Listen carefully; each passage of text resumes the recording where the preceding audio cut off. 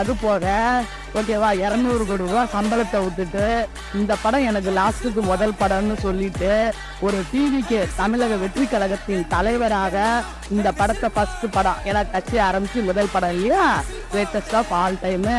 ஓகேங்களா, அதே மாதிரி நம்மளை நம்பி வந்திருக்கிறாரு. இந்த தமிழக மக்களும் அவருக்கு கை கொடுத்து 2K கிட்ஸ் எந்த வரைக்கும் இந்த படம் பேசுற மாதிரி அண்ணனையும் 2K கிட்ஸ் பேசுற அளவுக்கு நம்ம தமிழ்நாட்டின் 14வது சிஎம்மா கண்டிப்பா வரணுன்றது என்னோட ஆசை.